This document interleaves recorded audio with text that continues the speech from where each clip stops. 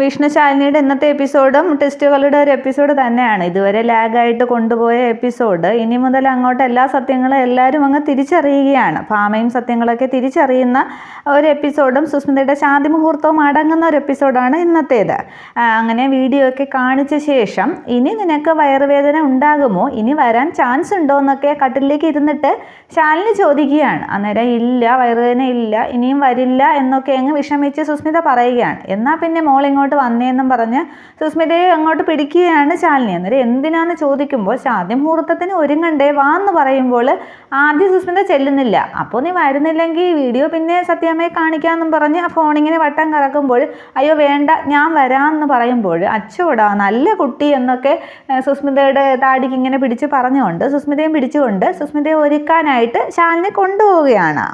തുടർന്ന് സത്യഭാമയുടെ അടുത്തേക്കാണ് സുസ്മിതയും കൊണ്ട് ശാലിനി വരുന്നത്. അന്നേരം നിന്റെ വയറുവേദനയൊക്കെ ഇത്ര പെട്ടെന്ന് പോയോ, വേദന കൊണ്ട് ഒരടി പോലും നടക്കാൻ വയ്യെന്നല്ലേ പറഞ്ഞത് എന്ന് പറഞ്ഞ് ഭാമ ഇങ്ങനെ അന്തമിട്ട് ക്വസ്റ്റ്യൻ ചോദിക്കുകയാണ്. അന്നേരം വയറുവേദനയൊക്കെ പോയി എന്ന് സുസ്മിത ഇങ്ങനെ പറയുമ്പോൾ ഒന്ന് പ്രാക്ടിക്കലായിട്ട് ഒന്ന് ഊർജ്ജത്തോടു കൂടി പറ സുസ്മിത എന്ന് പറഞ്ഞ് ഫോൺ ഇങ്ങനെ കറക്കി കാണിക്കുമ്പോൾ പോയി മുഴുവനും പോയി എന്ന് സുസ്മിത പെട്ടെന്ന് അങ്ങ് ചാടി വീണ് പറയുകയാണ്.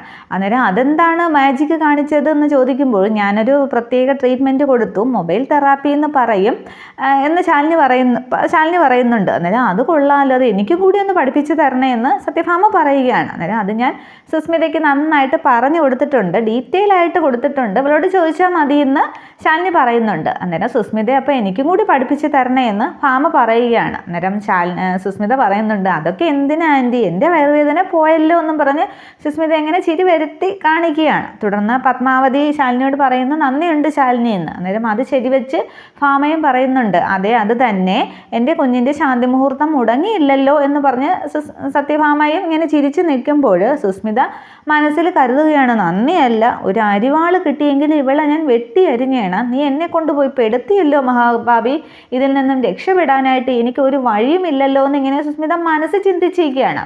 അത് കേട്ടതുപോലെ ശാലിനിയും പറയുന്നുണ്ട് ഇല്ല സുസ്മിത, നിന്നെ ഒരിക്കലും ഇതിൽ നിന്ന് രക്ഷപ്പെടാൻ ഞാൻ സമ്മതിക്കില്ല എന്ന് പറഞ്ഞിട്ട് രണ്ടുപേരും ഇങ്ങനെ പരസ്പരം നോക്കി ചിരിക്കുകയാണ്. പക്ഷെ ഉള്ളിൽ ആ ഒരു വിദ്വേഷവും വെറുപ്പുമാണെങ്കിലും മുഖം ചിരിച്ചു കാണിക്കുകയാണ്, ഒരു പരിഹാസച്ചിരി പോലെ. തുടർന്ന് സീൻ കാണിക്കുന്നത് രാത്രി സത്യഭാമയുടെ വീട്ടിൽ ഭക്ഷണം കഴിക്കുകയാണ്. അർജുനും പ്രീതിയും കൂടി ഇരുന്ന് പൊന്നി വിളമ്പി കൊടുക്കുന്നുണ്ട്. അടുത്ത് രാഘവൻ നായർ ഇരിപ്പുണ്ട്. തുടർന്ന് ഓരോന്നൊക്കെ വീണ്ടും കറികൾ പ്രീതി തന്നെ അർജുന് വിളമ്പി കൊടുക്കുകയാണ്. അന്നേരം മതി എന്ന് പറയുമ്പോൾ നിറച്ചു ഉണ്ട് മോനെ, കുറേ നാളുകൾക്ക് ശേഷം ഞാനും ഇന്ന് സമാധാനമായിട്ട് നിറച്ച് സദ്യ ഉണ്ടു, സുസ്മിതയുടെ വിവാഹ സദ്യയാണ്, ഒരു ധൂമകേതു ഒഴിഞ്ഞു പോയതിൻ്റെ ആശ്വാസമാണ് എന്നിങ്ങനെ രാഘവൻ നായർ പറയുമ്പോഴാണ് ആ വിഭവം സുസ്മിതയുടെ കല്യാണ സദ്യയാണ് എന്ന് അർജുനും ശ്രദ്ധിക്കുന്നത്. തുടർന്ന് പൊന്നി പറയുന്നുണ്ട് ഇവിടെ ഒരാൾ ഇതുവരെ പട്ടിണിയായിരുന്നു, ഒന്നും കഴിച്ചില്ല എന്ന്. അത് പ്രീതി ഉദ്ദേശിച്ചാണ് പറയുന്നത്. നേരം അർജുൻ പ്രീതി അങ്ങനെ നോക്കുമ്പോൾ അർജുനേട്ടനൊപ്പം ഇരുന്ന് കഴിക്കണമെന്നായിരുന്നു എനിക്ക് ആഗ്രഹം, അർജുനേട്ടൻ പോണ്ടാന്ന് പറഞ്ഞിട്ടും ഞാൻ ഈ വിവാഹത്തിന് വന്നത് എന്തിനാണെന്ന് മനസ്സിലായല്ലോ, എൻ്റെ കുഞ്ഞിനെ കൊരുതി കൊടുത്തവളുടെ കഴുത്തിൽ വിവാഹമാല വീഴുന്നത് എനിക്ക് കാണണമായിരുന്നു, അതിനുവേണ്ടിയാണ് ഞാൻ വന്നത് എന്നിങ്ങനെ പ്രീതി പറയുമ്പോൾ അർജുനും അത് ശരിവെക്കുകയും പെട്ടെന്ന് ആ കുഞ്ഞിൻ്റെ ഓർമ്മകളൊക്കെ അവർ രണ്ടുപേരുടെ മനസ്സിൽ കൂടി ഇങ്ങനെ മിന്നി മാഞ്ഞു പോവുകയാണ്. തുടർന്ന് രാഘവൻ നായർ ശരിവെച്ച് പറയുന്നുണ്ട് എന്തായാലും അവൾ ഒഴിഞ്ഞു പോയല്ലോ, ഇനിയിപ്പോൾ രോഹിതമായിട്ടുള്ള ശാന്തി മുഹൂർത്തം കൂടി കഴിഞ്ഞാൽ ശാലിനിയെ ഒഴിവാക്കി വിഷ്ണുവിനെ സ്വന്തമാക്കണം എന്ന് അവർക്ക് ആഗ്രഹിക്കാനും സാധിക്കില്ല എന്ന് പറയുമ്പോൾ അവർക്കാകെ സന്തോഷത്തോടു കൂടി പിന്നെ അവർ ഭക്ഷണം കഴിക്കുമെന്ന് നിർബന്ധിക്കുകയാണ് രണ്ടുപേരെയും രാഘവൻ നായർ. ഇതേസമയം സുസ്മിതയെ ഒരുക്കി റെഡിയാക്കി കൊണ്ടുവരികയാണ് ഭാമയും പത്മാവതിയും ശാലിനിയും കൂടി ചേർന്ന്. അന്നേരം കയ്യിൽ പാല് ഗ്ലാസ്സൊക്കെ പിടിച്ച് സെറ്റ് സാരിയൊക്കെ എടുത്ത് പൂവൊക്കെ വെച്ച് സുന്ദരിയായിട്ട് സുസ്മിത ഒരുങ്ങി വരികയാണ്. അന്നേരം സുസ്മിതയുടെ ഭാവമൊക്കെ കണ്ടിട്ട് ശാലിനി ചോദിക്കുന്നുണ്ട് ഇവളെന്താ കൊല്ലാൻ കൊണ്ടുപോകുന്നത് പോലെ നിൽക്കുന്നതെന്ന്. അന്നേരം പത്മാവതി പറയുന്നുണ്ട് അത് നാണം കൊണ്ടായിരിക്കും മോളെ എന്ന്.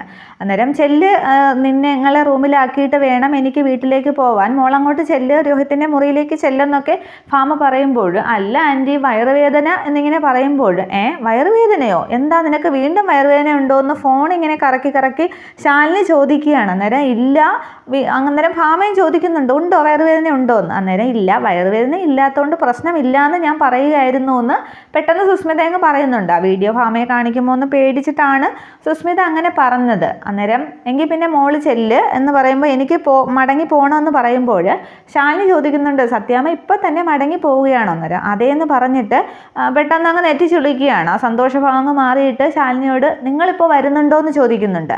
അന്നേരം ഇല്ല, 1-2 ദിവസം കൂടി അമ്മയുടെ കൂടെ നിൽക്കണമെന്നാണ്, അത് കഴിഞ്ഞിട്ട് എന്നിങ്ങനെ ശാലിനി പറയുമ്പോൾ അല്ല പിന്നെ വിഷ്ണു എന്ന് ചോദിക്കുകയാണ് ഭാമ. അന്നേരം വിഷ്ണുവേട്ടനും അവിടെ നിൽക്കാമെന്നാണ് പറഞ്ഞത് എന്ന് ശാലിനി ഇങ്ങനെ പറയുന്നുണ്ട്. അന്നേരം സത്യഭാമ അത് ശരി വയ്ക്കുകയാണ്. തുടർന്ന് മോള് ചെല്ല് പറയുമ്പോൾ ഞാൻ പൊയ്ക്കോളാം എന്നിങ്ങനെ സുസ്മിത പറയുകയാണ്. എന്നിട്ട് സുസ്മിത മനസ്സിൽ കരുതുന്നുണ്ട്, ഇതിൽ നിന്നും രക്ഷപ്പെടാൻ ഇനിയൊരു ബ്രഹ്മാസ്ത്രം മാത്രമേ വഴിയുള്ളൂ. ശേഷം രോഹിത്തെ നിന്റെ മുറിയിൽ കാണാം, ബാക്കി അവിടെ ചെന്നിട്ടാകാം എന്നിങ്ങനെ സുസ്മിത ചിന്തിച്ച് നിൽക്കുകയാണ്. ഇതേ സമയം രാഘവൻ നായരുടെ വീട്ടിൽ അർജുൻ പ്രീതിയെയും കൂട്ടി ഇറങ്ങാൻ തയ്യാറാവുകയാണ്. അന്നേരം ഇന്ന് തന്നെ പോകണമെന്ന് ചോദിക്കുകയാണ് രാഘവൻ നായർ. അന്നേരം അച്ഛൻ ഇവിടുത്തെ കാര്യങ്ങളൊക്കെ അറിയാമല്ലോ എന്ന് ചോദിക്കുമ്പോൾ ശാരദാമ്മയുടെ വീട്ടിൽ ഭാമ വന്നപ്പോൾ മോനെ വിവാഹം ക്ഷണിക്കാതിരുന്നതിനോടൊന്നും ഞാൻ യോജിക്കുന്നില്ല. മോനിവിടെ രാത്രി തങ്ങുന്നതിന് മാനസികമായിട്ട് ബുദ്ധിമുട്ടുണ്ട് എന്നൊക്കെ എനിക്കറിയാം. പക്ഷേ പ്രീതിക്ക് ഇത് 8ാമത്തെ മാസമല്ലേ, ഇവളെയും കൊണ്ട് ബൈക്കിൽ പോണത് റിസ്ക് അല്ലേ എന്നിങ്ങനെ ചോദിക്കുന്ന ആ സമയത്താണ് ഭാമ സുസ്മിതയുടെ വീട്ടിൽ നിന്നും ശാന്തിമുഹൂർത്തത്തിനൊക്കെ സുസ്മിതയെ അയച്ചിട്ട് വീട്ടിലേക്ക് വരുന്നത്. അത് കേട്ടുകൊണ്ടാണ് ഭാമ വരുന്നത്. അന്നേരം ഭാമ അങ്ങ് ഞെട്ടി അവിടെ വാതിൽക്ക് തന്നെ നിൽക്കുകയാണ്. തുടർന്ന് അർജുൻ പറയുന്നുണ്ട്, അച്ഛൻ അതുകൊണ്ടൊന്നും പേടിക്കണ്ട, ഞാൻ വളരെ പതിയെ ബൈക്ക് ഓടിക്കത്തുള്ളൂ എന്ന് പറയുന്നുണ്ട്. അന്നേരം രാഘവൻ നായർ ചോദിക്കുന്നുണ്ട്, അല്ല മോളെ ശാരദാമ്മ അവിടെ എങ്ങനെയാണെന്ന് ചോദിക്കുമ്പോൾ ശാരദാമ്മ എന്നോട് വളരെ സ്നേഹത്തോടു കൂടിയാണ് പെരുമാറുന്നത്. അവിടെ ആകുമ്പോൾ എനിക്കൊരു പ്രയാസവുമില്ല, എന്നെ അവിടെ നിർത്താമെന്നുള്ള വിഷ്ണുവേട്ടൻ്റെ തീരുമാനം ഉചിതം തന്നെയായിരുന്നു. പിന്നെ ഇവിടുത്തെ കാര്യം അച്ഛൻ അറിയാമല്ലോ, ഞാൻ പലപ്പോഴും റൂമിനുള്ളിൽ തന്നെയാണ് ഇരിക്കാറ്. ചില അവസരങ്ങളിൽ ഞാൻ വയറ്റിൽ ബെൽറ്റ് വരെ കെട്ടിയിട്ടുണ്ടായിരുന്നു. അധിക നേരം അങ്ങനെ കെട്ടുന്നത് കുഞ്ഞിന് വരെ കേടല്ലേ, പിന്നെ എനിക്ക് പോകാൻ വേറെ ഒരിടമില്ലായിരുന്നല്ലോ എന്നൊക്കെ ഇങ്ങനെ പ്രീതി പറയുമ്പോൾ ആകെ അന്തം വിട്ടങ്ങ് നിൽക്കുകയാണ് ഭാമ. തൻ്റെ മകൾ ഇങ്ങനെ ഒരു സാഹസം മറച്ചു വെച്ചു എന്നുള്ളത് ഓർക്കുമ്പോൾ ഒരു തരത്തിൽ ഭാമയ്ക്ക് വിഷമവും വരുന്നുണ്ട്. പക്ഷേ തന്നിൽ നിന്ന് മറച്ചു വെച്ച് തന്നെ മാത്രം വണ്ടിയാക്കി എന്ന് ഉദ്ദേശിക്കുമ്പോൾ ഭാമ അങ്ങ് ദേഷ്യം കൊണ്ട് കത്തിജ്വലിക്കുകയും ചെയ്യുന്നുണ്ട്. തുടർന്ന് പ്രീതി പറയുന്നുണ്ട്, അവിടെ ആകുമ്പോൾ ശ്യാമയ്ക്കും ശാരിയയ്ക്കും ഒക്കെ കാര്യങ്ങൾ അറിയാം, എനിക്ക് വേറെ പ്രത്യേകിച്ച് കുഴപ്പമൊന്നുമില്ല അച്ഛാന്ന് പറയുമ്പോൾ ഭാമ എന്നായാലും ഇതൊക്കെ അറിയും, പിന്നെ എങ്ങനെ പ്രതികരിക്കുമെന്ന് പറയാൻ പറ്റില്ല എന്നിങ്ങനെ രാഘവൻ നായർ പറയുമ്പോൾ അമ്മ ഇത് അറിയുമ്പോൾ എന്തായാലും എന്നോട് ക്ഷമിക്കും അച്ഛാന്ന് ഇങ്ങനെ പറയുന്ന ആ സമയത്ത് തന്നെ ഭാമ മറുപടി പറയുന്നുണ്ട്. ഇത്രയും സമയത്തെല്ലാം സത്യഭാമ കേട്ടുകൊണ്ടിരിക്കുകയാണ്. ഭാമയ്ക്ക് കാര്യങ്ങളൊക്കെ മനസ്സിലായി. തുടർന്ന് ഇല്ലടിയെന്ന് ഇങ്ങനെ ക്ഷമിക്കില്ലടിയെന്ന് ഭാമ ഇങ്ങനെ പറയുമ്പോഴാണ് എല്ലാവരും ഒരേപോലെ തിരിഞ്ഞു നോക്കുമ്പോൾ ഭാമ ഇങ്ങനെ കത്തി തൊലിച്ച് ദേഷ്യത്തോടു കൂടി നിൽക്കുകയാണ്. അതുകൊണ്ട് അങ്ങ് ആകെ ഞെട്ടുന്നുണ്ട് പ്രീതിയും അർജുനും രാഘവൻ നായരും ഒക്കെ ഒരുപോലെ. തുടർന്ന് അതേ ദേഷ്യത്തോടു കൂടി ഭാമ അകത്തേക്ക് കയറിയിട്ട് പ്രീതിയോട് പറയുകയാണ്, നാളെ ഒരു കുഞ്ഞിനെയും മുഖത്ത് വെച്ചുകൊണ്ട് അമ്മ ഇതാണ് എൻ്റെ കുഞ്ഞ് എന്ന് പറഞ്ഞ് നീ വരുമ്പോൾ സത്യഭാമ പട്ടും വളയും വെച്ച് നിന്നെ സ്വീകരിക്കണമല്ലേ, അതിന് ഭാമ വേറെ ജനിക്കണം, നിങ്ങളെല്ലാവരും കൂടി എന്നെ ചതിക്കുകയായിരുന്നല്ലേ എന്ന് ചോദിക്കുമ്പോൾ ഭാമയെന്ന് ഇങ്ങനെ രാഘവൻ നായർ വിളിക്കുന്നുണ്ട്. അന്നേരം മിണ്ടിപ്പോകരുത്, ഒറ്റ ഒരാളും മിണ്ടിപ്പോകരുത്, ആർക്കും മിണ്ടാനുള്ള അവകാശമില്ല, ഇത് എന്നിൽ നിന്ന് മറച്ചു വെച്ചതിന്. എന്നിട്ട് അർജുനെ നോക്കി പറയുകയാണ്, ഇവനെ ഞാനങ്ങ് വിട്ടിരിക്കുന്നു, മകളുടെ ഭർത്താവാണെങ്കിലും പണ്ടേ ഇവനെ ഞാൻ എൻ്റെ ശത്രുവായിട്ട് പ്രഖ്യാപിച്ചതാണ്, എൻ്റെ ശത്രുവിൻ്റെ മകനായതുകൊണ്ടും എന്നോട് നേരത്തെ ഇവൻ യുദ്ധം പ്രഖ്യാപിച്ചിട്ടുള്ളതാണ് എന്ന് പറഞ്ഞിട്ട് അർജുനെ അങ്ങോട്ട് മാറി നിൽക്കണമെന്നും പറഞ്ഞ് പിടിച്ചു മാറ്റിയിട്ട് രാഘവൻ നായരോടും പ്രീതിയോടും ചോദിക്കുകയാണ്. രാഘവൻ നായരുടെ നേർക്കാണ് ആദ്യം ചോദിക്കുന്നത്, കൂടെ കഴിഞ്ഞ എൻ്റെ ഭർത്താവ്, പിന്നെ 10 മാസം ചുമന്നു പറ്റ എൻ്റെ മകള് ദേ ഇവള്, എല്ലാവരും കൂടി എന്നെ ചതിച്ചു, എല്ലാവരും കൂടി എന്നെ മണ്ടിയാക്കിയെന്നും പറഞ്ഞ് ഭാമയങ്ങ് കത്തിക്കയറുകയാണ്. ഈ സമയം പൊന്നിയും പിള്ളയും ഒക്കെ അവരുടെ അടുത്തേക്ക് ബഹളമൊക്കെ കേട്ട് വരുന്നുണ്ട്. തുടർന്ന് ഇറങ്ങി പോടിയെന്നും പറഞ്ഞ് പ്രീതിയെ പിടിച്ച് തള്ളുകയൊക്കെ ചെയ്യുന്നുണ്ട് ഭാമ. തുടർന്ന് അന്നേരവും പ്രീതി പറയുന്നുണ്ട്, അമ്മേ ഞാൻ പറയാം, സത്യമൊക്കെ പറയാമെന്നും പറഞ്ഞ് പ്രീതി പറയുകയാണ്. പക്ഷെ അതൊന്നും ഭാമ അനുവദിച്ചു കൊടുക്കുന്നില്ല. തുടർന്നും പ്രീതിയോട് ഭാമ ചോദിക്കുകയാണ്, അന്ന് നിൻ്റെ കുഞ്ഞിനെ കൊന്നു എന്നും പറഞ്ഞല്ലേ എന്നെ വിലങ്ങ് വെച്ചുകൊണ്ട് പോയത്, പിന്നീട് ഞാൻ അർജുനുമായിട്ട് നിൻ്റെ ബന്ധം വിലക്കിയിരുന്ന സമയത്താണ് നീ ഗർഭിണിയായത്, അതുകൊണ്ടാണ് എന്നോട് പറയാതിരുന്നത് എന്നൊരു വാദം എല്ലാവർക്കും ഉണ്ടായിരുന്നു, പിന്നെ എവിടെ നിന്ന് വന്നു നിൻ്റെ ദിവ്യ ഗർഭം എന്നൊക്കെ പറഞ്ഞ് സത്യഭാമ ദേഷ്യപ്പെടുമ്പോൾ എല്ലാം പറയാം അമ്മേ, സുസ്മിത അറിയാതിരിക്കാൻ വേണ്ടിയാണ് എന്നൊക്കെ പ്രീതി പറയാനായിട്ട് ശ്രമിക്കുന്നുണ്ട്. പക്ഷെ ഒന്നും കേൾക്കണ്ട, എനിക്കൊന്നും കേൾക്കണ്ടെന്നും പറഞ്ഞ് അങ്ങ് ചെവി പൊത്തുകയാണ്, അങ്ങ് ഉച്ചത്തിൽ ബഹളം വയ്ക്കുകയാണ് ഭാമ.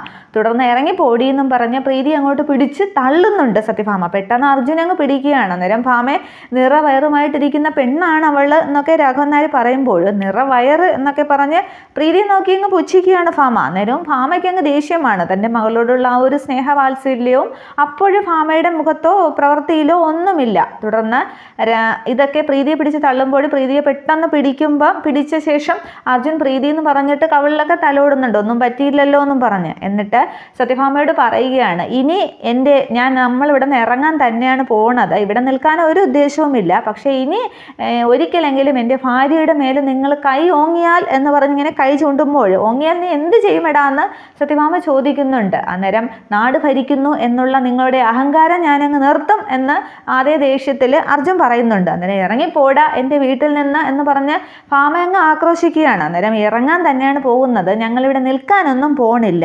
പിന്നെ സ്വന്തം ഭർത്താവിൽ നിന്നുണ്ടായ ഗർഭം അമ്മയോട് തുറന്നു പറയാൻ പറ്റാത്ത ഒരു പ്രീതി കൂടി ഇനി ഇവിടെ വേണ്ട എന്ന് പറഞ്ഞിട്ട്, പിന്നെ എൻ്റെ കുഞ്ഞ് നിങ്ങളുടെ അട്ടഹാസവും കൊലവിളിയും ഒന്നും കണ്ട് വളരുകയും വേണ്ട എന്ന് പറഞ്ഞ് പ്രീതിയും പിടിച്ചുകൊണ്ട് അർജുൻ ഇറങ്ങുകയാണ്. അന്നേരം ഭാമയെ മോളെ എന്നൊക്കെ രാഘവൻ നായർ ആ വീൽ ചെയറിൽ ഇരുന്നങ്ങ് വിളിക്കുകയാണ്. പക്ഷെ അതൊന്നും ആരും കേൾക്കുന്നില്ല. അതേ ദേഷ്യത്തിൽ അങ്ങ് ഭാമ നിൽക്കുകയാണ്.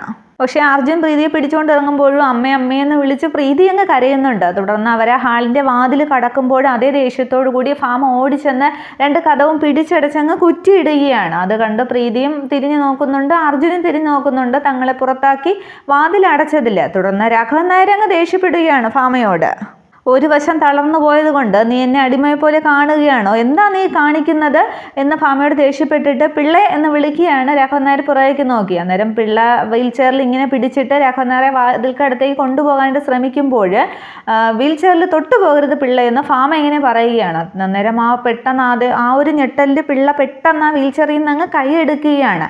ഞാൻ പറയാതെ വീൽ ചെയർ തൊട്ടു പോകരുത് എന്ന് പിള്ളയോടും ഭാമ അങ്ങ് ദേഷ്യപ്പെടുകയാണ്. തുടർന്ന് രാഘവൻ നായർ പറയുന്നുണ്ട്, ഒരു വശം തളർന്നതാണെങ്കിലും നീ എന്നെ ഇവിടെ ഇങ്ങനെ ഇടാമെന്ന് വിചാരിക്കണ്ട. പിള്ളേ നീ ആരെയാണ് ഭയക്കുന്നത്, മര്യാദയ്ക്ക് എന്നെ അങ്ങോട്ട് കൊണ്ടുപോകുന്ന പിള്ളേന്ന് ഒന്നുകൂടി ഉച്ചത്തിൽ വിളിക്കുമ്പോൾ സത്യഭാമയെ ഒന്നിങ്ങനെ നോക്കിയിട്ട് പിള്ള പെട്ടെന്ന് വീൽ ചെയർ തള്ളി വാതിൽക്കടുത്തേക്ക് പോകുന്നുണ്ട്. എന്നിട്ട് കുറ്റിയിട് പിള്ളേന്ന് പറയുമ്പോഴും പിള്ള പേടിച്ച് ഭാമയെ നോക്കുകയാണ്. പക്ഷേ ഭാമ ഇങ്ങനെ മുഖം തിരിച്ചങ്ങ് നിൽക്കുന്നുണ്ട്. തുടർന്ന് പിള്ള വാതിലിൻ്റെ കുറ്റി എടുക്കുകയാണ്. അതേസമയം മുറ്റത്ത് ഫ്രണ്ടിൽ കല്യാണ പന്തലാണ്. ആ പന്തലിൽ പ്രീതി ഇങ്ങനെ വിഷമിച്ച് വാതിൽക്കലേക്ക് നോക്കി നിൽക്കുകയാണ്. അന്നേരം അർജുൻ വണ്ടി എടുത്തിട്ട് വന്ന് കയറ് എന്ന് പറയുമ്പോൾ കുറേ നേരം നോക്കിയിട്ട് പ്രീതി ഓടിച്ചെന്നങ്ങ് പതുക്കെ അങ്ങ് ബൈക്കിലേക്ക് കയറുകയാണ്. ഈ സമയത്താണ് രമണപിള്ള വാതിൽ തുറക്കുമ്പോഴേക്കും അർജുൻ ബൈക്ക് സ്റ്റാർട്ടാക്കി കഴിഞ്ഞിരുന്നു. അന്നേരം മോളെ മക്കളെ എന്നൊക്കെ രാഘവൻ നായർ വിളിക്കുന്നുണ്ട് അവരെ നോക്കി.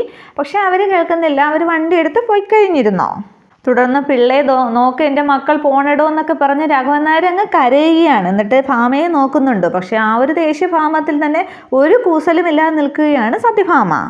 ഇതേസമയം രോഹിത്തിൻ്റെ വീട്ടിൽ രോഹിത്ത് കട്ടിലിങ്ങനെ ഇരിക്കുകയാണ്. കട്ടിൽ നിറയെ പൂവൊക്കെ വിതറിയിട്ടുണ്ട്. അതിങ്ങനെ വാരി ഇങ്ങനെ മുകളിലേക്ക് എറിഞ്ഞൊക്കെ രോഹിത്ത് നോക്കിക്കൊണ്ടിരിക്കുമ്പോഴാണ് സുസ്മിത പാല് ഗ്ലാസ്സുമൊക്കെ ആയിട്ട് ഇങ്ങനെ അകത്തേക്ക് കയറി വരുന്നത്. അന്നേരം പാല് ഗ്ലാസ് സുസ്മിത ഇങ്ങനെ അടിമുടി നോക്കിയിട്ട് എന്താന്ന് ചോദിക്കുകയാണ്. അന്നേരം ഇതുമായിട്ട് ഇവിടേക്ക് വരാൻ പറഞ്ഞു എന്ന് സുസ്മിത ഇങ്ങനെ പറയുന്നുണ്ട്. ഒരു പാവത്തെ പോലെയാണ് പറയുന്നത്. അന്നേരം ആര് പറഞ്ഞു എന്ന് ചോദിക്കുന്നുണ്ട്. അന്നേരം ഭാമ ആൻറ്റിയും ഇവിടത്തെ ആൻറ്റിയും എന്ന് സുസ്മിത പറയുകയാണ്. അന്നേരം ഇവിടത്തെ ആൻറ്റിയോ, അതാരാ അയൽപ്പക്കത്തെ വീട്ടിലെ ചേച്ചിയാണോ എന്ന് രോഹിത്ത് ചോദിക്കുകയാണ്. അന്നേരം അല്ല, നിന്റെ അമ്മ എന്നിങ്ങനെ സുസ്മിത പറയുമ്പോൾ ദേഷ്യപ്പെട്ട് രോഹിത്ത് അങ്ങ് ചാടി എഴുന്നേൽക്കുകയാണ്. നിന്റെ എടാ പോടാ എന്നുള്ള സംബോധനയൊന്നും വേണ്ട, രോഹിത്തേട്ടൻ അങ്ങനെ തന്നെ എന്നെ വിളിച്ചോളണം, മനസ്സിലായിടീന്ന് വിരൽ ചൂണ്ടി ഇങ്ങനെ ദേഷ്യത്തോടെ രോഹിത്ത് ചോദിക്കുകയാണ്. അന്നേരം മനസ്സിലായി എന്നിങ്ങനെ സുസ്മിത പറഞ്ഞിട്ട് മനസ്സിൽ കരുതുകയാണ്, ഒത്തിരി തഞ്ചത്തിലും വിനയത്തിലും നിന്നാലേ ഈ ഉളയെ എൻ്റെ വഴിയിലേക്ക് കൊണ്ടുവരാനായിട്ട് സാധിക്കുകയുള്ളൂ, ഇനി മിസ് വിനയ ആയിക്കളയാം എന്നിങ്ങനെ ആലോചിച്ച് നിൽക്കുകയാണ്. എന്നിട്ട് എൻ്റെ അമ്മ എന്ന് പറയുമ്പോൾ നിന്റെ ആരാടി എന്ന് ചോദിക്കുന്നുണ്ട്. അന്നേരം അമ്മ എന്നിങ്ങനെ സുസ്മിത പറയുകയാണ്. എന്നിട്ട് ഇതെന്തിനാന്ന് ഈ പാല് ചൂണ്ടിക്കാണിച്ച് രോഹിത് ചോദിക്കുന്നുണ്ട്. അന്നേരം അത് എന്നും പറഞ്ഞ് സുസ്മിത നിൽക്കുമ്പോൾ എന്നിങ്ങനെ ഒരു പരിഹാസ രീതിയിലാക്കിയിട്ട് രോഹിത് അങ്ങ് വാതിൽ കുറ്റിയിടുകയാണ്. അന്നേരം ഇവൻ്റെ ഉദ്ദേശം എന്താണെന്ന് മനസ്സിലായില്ലല്ലോ എന്നും പറഞ്ഞ് അവനെ ഓർമ്മിപ്പിക്കണ്ടായിരുന്നു എന്നും പറഞ്ഞ് സുസ്മിത നിൽക്കുകയാണ്. തുടർന്ന് സുസ്മിത രോഹിത്തിന് നേരെ ആ പാൽ ഗ്ലാസ് നീട്ടുമ്പോൾ ഞാൻ ഈ സമയത്ത് പാല് കുടിക്കാറില്ല എന്ന് രോഹിത് പറയുകയാണ്. അന്നേരം ഞാനും കിടക്കുന്ന സമയത്ത് പാല് കുടിക്കാറില്ല എന്നും പറഞ്ഞ് ആ ടേബിളിൻ്റെ പുറത്തിലേക്ക് സുസ്മിത ഗ്ലാസ് വയ്ക്കുകയാണ്. അന്നേരം ആ ടേബിളിൻ്റെ അവിടെ കുറച്ച് ഫ്രൂട്ട്സൊക്കെ പാത്രത്തിലിട്ട് വെച്ചിട്ടുണ്ട്, ആപ്പിളും ഓറഞ്ചും മുന്തിരിങ്ങയും ഒക്കെ. അന്നേരം രോഹിത് പറയുകയാണ്, ഈ വീട്ടിൽ ഇത്രയും ഫ്രൂട്ട്സ് ഞാൻ ആദ്യമായിട്ട് കാണുകയാണ്, പിന്നെ ഈ ബെഡിൽ മുല്ലപ്പൂവും ഇതിലൊന്നുമല്ല കാര്യം, ഇതൊക്കെ ആരുടെ സെറ്റപ്പാണെന്ന് ചോദിക്കുന്നുണ്ട്. അന്നേരം ഭാമാൻറ്റിയുടെ ആണെന്ന് സുസ്മിത പറയുകയാണ്. തുടർന്ന് ഇതിലൊന്നുമല്ല കാര്യം, മനസ്സുകൾ തമ്മിലുള്ള ഐക്യത്തിലാണ് എന്നിങ്ങനെ രോഹിത് പറയുമ്പോൾ അത് തന്നെയാണ് രോഹിത് എൻ്റെയും അഭിപ്രായം എന്നിങ്ങനെ സുസ്മിത പറയുമ്പോൾ എന്താ എന്ന് ചോദിക്കുന്നുണ്ട് രോഹിത് എന്ന് വിളിച്ചതിൽ. അന്നേരം അല്ല രോഹിത് ഏട്ടാന്നിങ്ങനെ സുസ്മിത പറയുകയാണ്. അപ്പോൾ നമുക്ക് ശാന്തി മുഹൂർത്തം തുടങ്ങിയല്ലേ എന്നും പറഞ്ഞ് രോഹിത് ബെഡിൽ നിന്ന് എഴുന്നേൽക്കുമ്പോൾ സുസ്മിത അങ്ങ് അന്തം വിടുകയാണ്. തുടർന്ന് രോഹിത് തന്നെ സുസ്മിതയുടെ അടുത്തേക്ക് ഇങ്ങനെ അടുക്കുമ്പോൾ സുസ്മിത പുറകോട്ട് നീങ്ങുന്നുണ്ട്. അവസാനം കസേരയിൽ ചെന്ന് തട്ടി അങ്ങ് നിൽക്കുകയാണ്. തുടർന്ന് സുസ്മിതയുടെ തോളിലേക്ക് ഇങ്ങനെ കൈവയ്ക്കുകയാണ് രോഹിത്. അന്നേരം ആകെ അന്തം വിട്ടങ്ങ് വിയർക്കുന്നുണ്ട് സുസ്മിത. അത്രയും ആകുമ്പോഴേക്കും എപ്പിസോഡ് അവർ വൈൻഡ് അപ്പ് ചെയ്യുകയാണ്. പക്ഷേ ഇനി ശാന്തി മുഹൂർത്തമാണോ അല്ലയോ എന്നുള്ളതും രോഹിത്തിന് എന്ത് പ്രതികാരമാണ് കാണിക്കാൻ ഉദ്ദേശിക്കുന്നത് എന്നുള്ളതൊക്കെ നമുക്ക് എപ്പിസോഡിൽ കാണാവുന്നതാണ്. Okay, thank you. എല്ലാവരും ഫുള്ള് കാണണേ, ലൈക്ക് ചെയ്യണം, കമൻറ്റ് ചെയ്യണം.